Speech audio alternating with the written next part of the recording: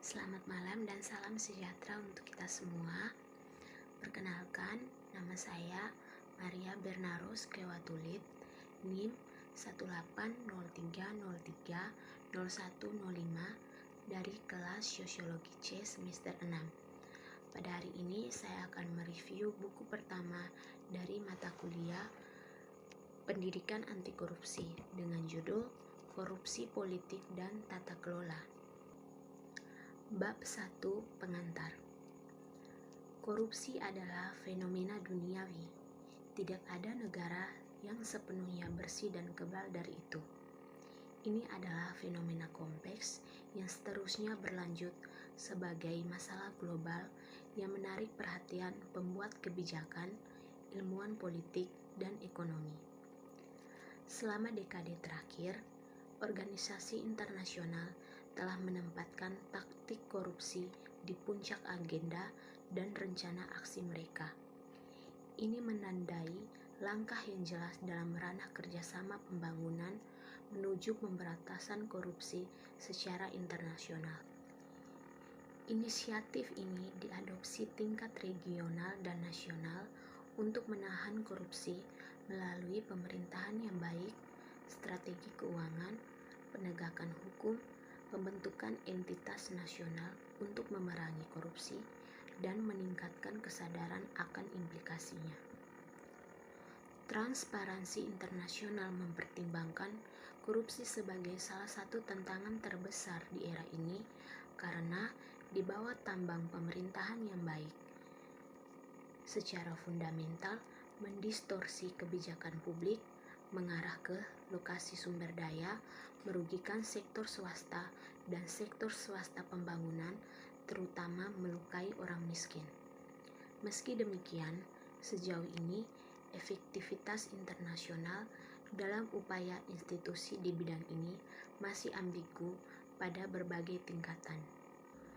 Gambaran penelitian akademis tentang korupsi menunjukkan studi tersebut telah mencoba untuk mendefinisikan konsep, menentukan sebab dan akibatnya, dan menganalisis berbagai motif dan dimensinya menggunakan beberapa metode, desain, dan kerangka kerja.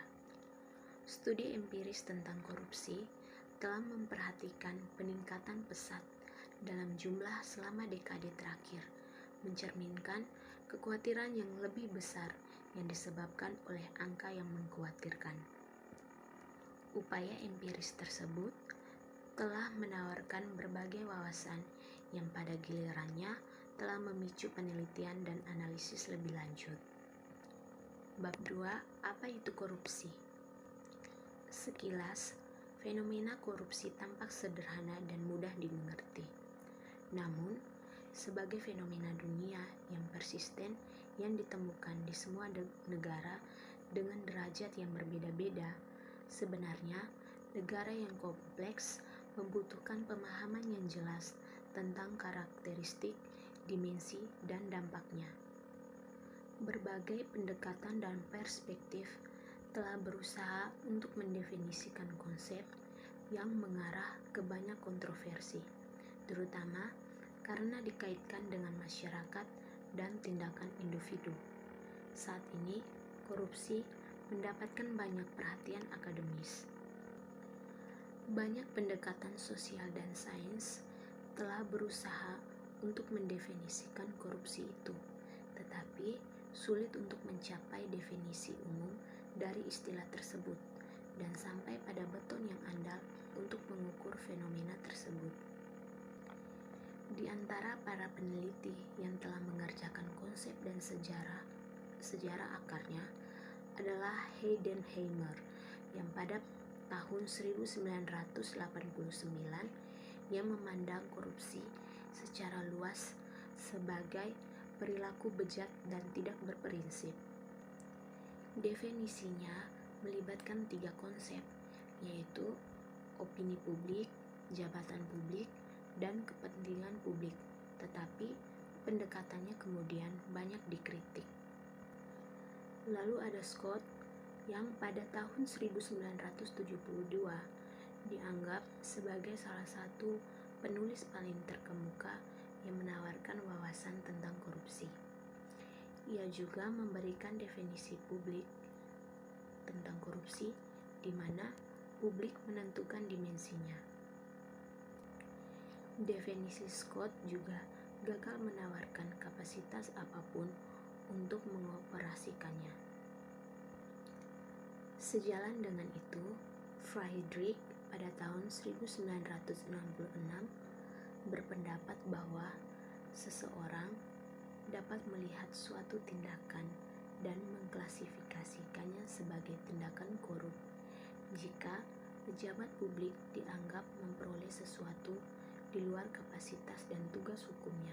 Kemudian, ini dianggap sebagai perilaku korup.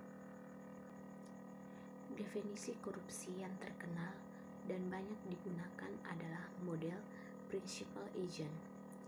Ini menyajikan pendekatan ekonomi tentang bagaimana korupsi terjadi dan didasarkan pada pilihan rasional individu dengan asumsi yang mendasari bahwa seseorang didorong oleh kepentingan pribadi untuk bertindak semaksimal mungkin untuk keuntungan mereka sendiri. Kamus Webster mendefinisikan korupsi sebagai bujukan atau pada pejabat publik dengan cara mempertimbangkan yang tidak tepat atau sebagai suap untuk melakukan pelanggaran tugas. Ada banyak literatur tentang topik korupsi, namun berbagai studi empiris tentang korupsi mengungkapkan pendekatan dan temuan yang berbeda. Secara umum, disepakati bahwa korupsi menghalangi pembangunan dan melemahkan birokrasi. Lev pada tahun 1964 adalah orang pertama yang menganalisis hubungan antara koruptor dan pertumbuhan ekonomi, diikuti oleh Huntington pada tahun 1968 dan Keynes pada tahun 1995 yang berpendapat bahwa korupsi dapat mempengaruhi pertumbuhan secara positif. Selain itu, banyak peneliti yang berfokus pada pertanyaan tentang bagaimana untuk memerangi korupsi.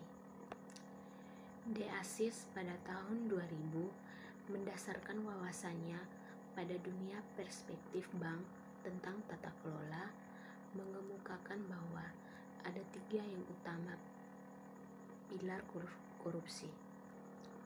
Pertama, intensif berlaku dalam upah rendah, patronase, dan birokrasi yang berlebihan.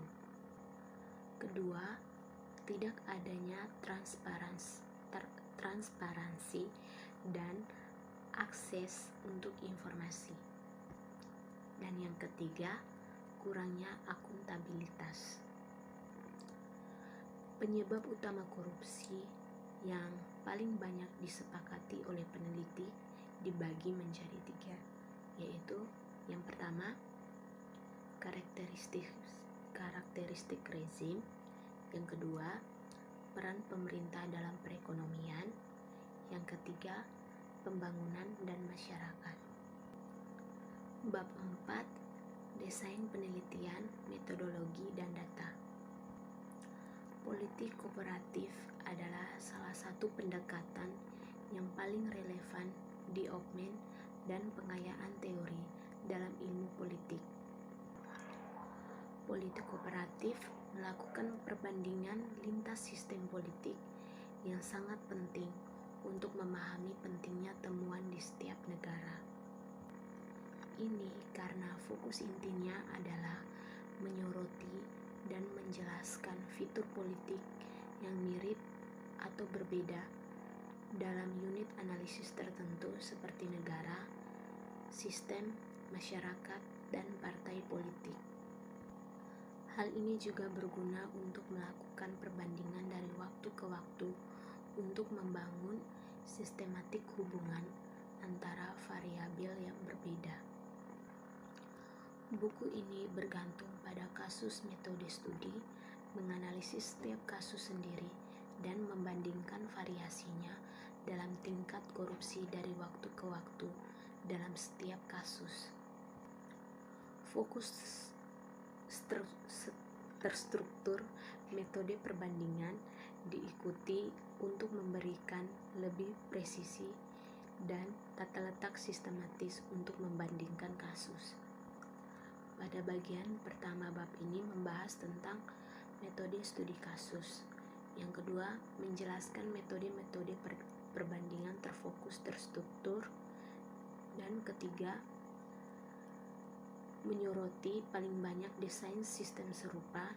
Dan keempat, menggarisbawahi desain penelitian dan pengumpulan data, serta menjelaskan indikator yang digunakan untuk melakukan analisis.